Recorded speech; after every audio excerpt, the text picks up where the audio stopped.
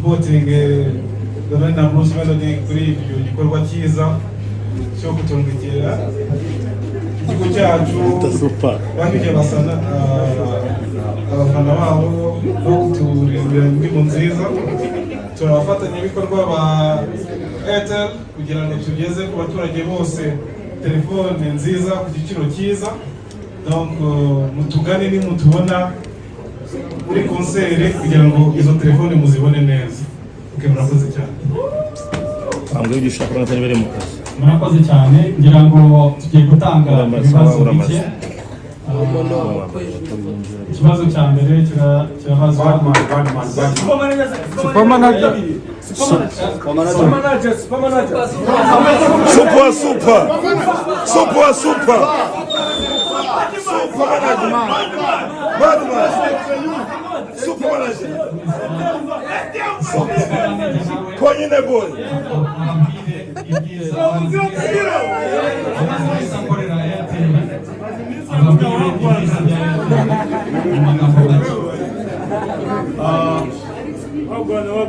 Badman.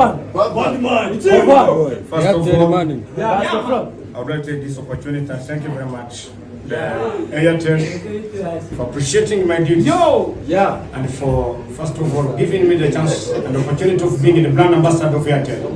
Yes. Before everything was, I love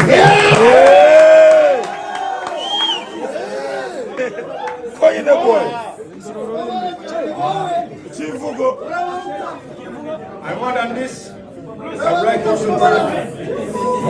I would like also to welcome my fellow workmates, Bruce Melody and the band.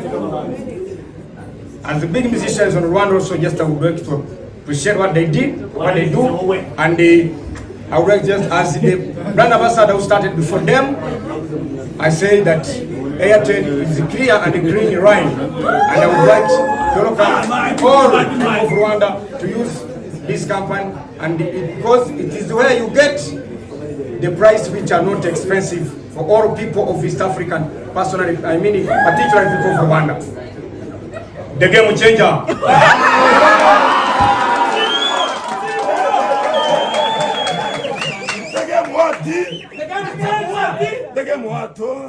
The game changer.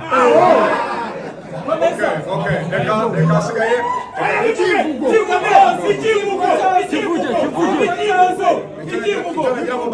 Abanyarwanda batabyumvishije Airtel ubungubu niho bibera. Airtel umuntu wese ushaka tugira slogan ivuga ngo Airtel ni umurongo uduha ibirenze kandi bidahenze. Ibirenze kandi bidahenze. Bakakanya ndashimira abahanzi b'abanyarwanda bakomeye Bruce Melody na Debeni n'abahanzi batwaye music yacu kuri international level. Of course tugomba kubyemera kandi nanjye kuba bavuze ngo nibwo najya gukorana n'abo bantu izina ryanjye urumva ko nanjye bari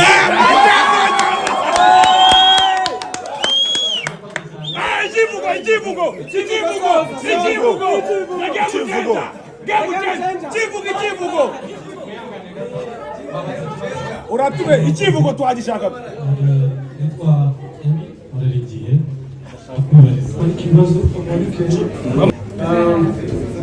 Ntabwo byari byoroshye kugira ngo iki gikorwa tugitangire bigende bigera hano nk'uko muri kubireba cyangwa nk'uko experience twagize bose abe Kigali ni Musanze tumaze gukora ibyabaye. Kuba dukora imiziki yose byo nibyo tuzabashyira n'imbaraga nyinshi kuba twongeremo Airtel ibintu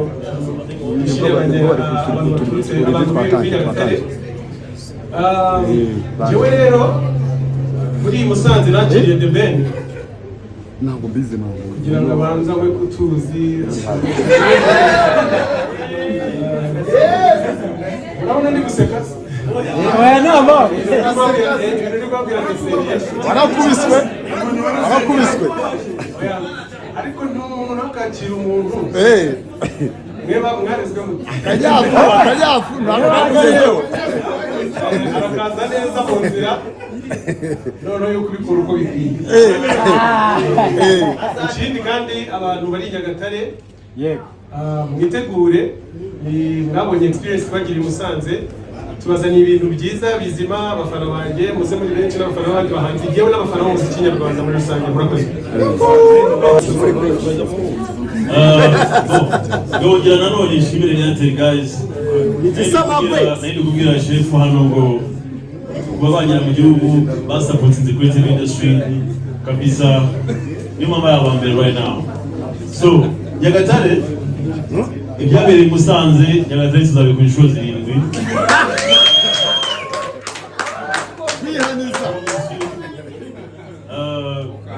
Kandi mugenzi wanjye Bruce nibaza ko wenda nubwo yavugisha ikindi kintu umuntu ariko mu mutima z'ukuri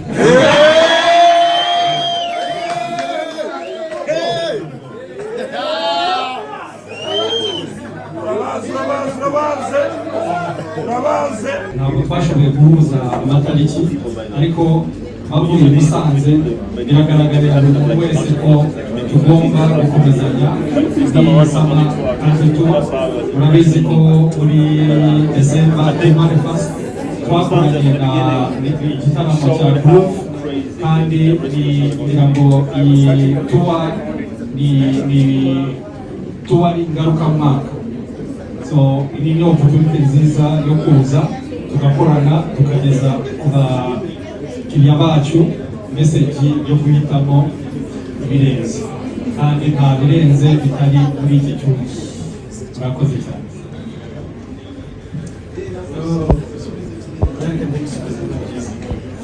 Urubajije ko ndi kuva muri 155 ibitaramo bitanu nakumvise neza ngo icyambere nkunze kubyisa ibihuha. no ni amakuru, ntabwo nabyise ibihuha, amakuru ari ku mihanda. Waruvuze ngo nimbeshyera Bruce amakuru ari ku mihanda kubera ko amaze kubaza ihangane. Uravuze ngo ibyaba ari byo nk'ibihuha bimaze iminsi bivugwa ko ndi gusohoka muri 155. Ninjya gusohoka nzababwira kuko 155 n'abantu tubana neza, n'abantu dukorana neza. Ikindi dufite byinshi dukorana, nta nubwo ari ibi byonyine. Rero mwifata ibyo mwumvisha hena hehe, ibyo mbabwiye nuko akazi karacyagenda neza, ndacyari muri 155. Ndi gukorana na What Wave, ni izindi ngufu n'ubundi ziyongera mu bintu, nta mwuka mubi, nta kintu.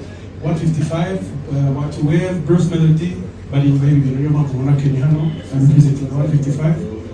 Niyo mpamvu mubona hano nk'umuhanzi n'ubundi turi ubundi mubona niba ariko no kubimba murakora murakoze.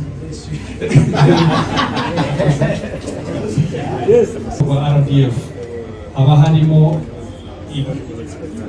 ibyuma bitandukanye, kandi buri cyuma kiba gifite akazi kacyo. Ntabwo bivuga ko hari ikibura, ariko ni ukugenda twongera kugira ngo iyi message yacu itambuke, kugira ngo abanyarwanda bose bahitemo ikigo kibahereza ibirenze, kandi nta kindi ni Airtel.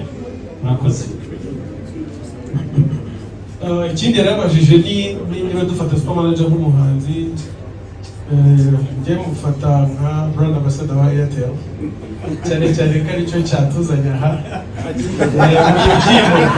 Murakoze.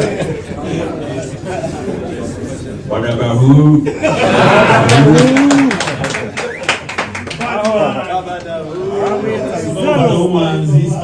influence ukomeye. It's a big deal, man. Amakomero datamwemera.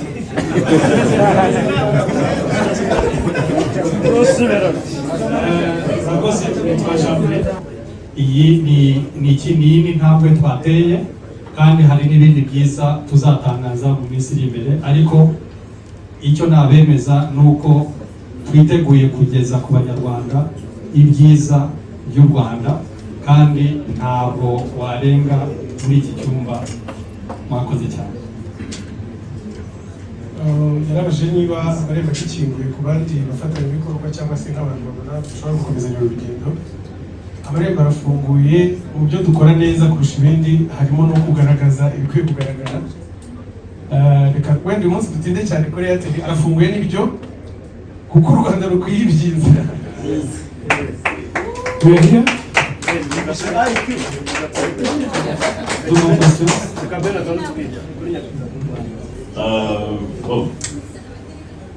Nyagatare has a very show byatari, especially kuri njyewe, it's like a homecoming, and kandi niko nzaba introducing imana idasanzwe iri muri Bruce Melody as well.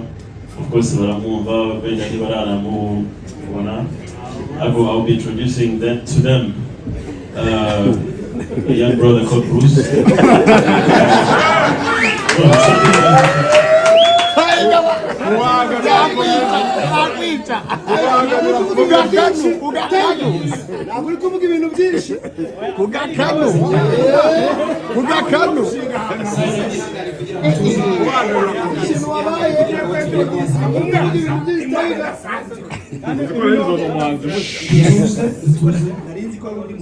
Murakoze cyane ndi umunyamakuru ndashaka kubaza ikibazo kimwe ndakibaza Airtel ikindi kibazo ndakibaza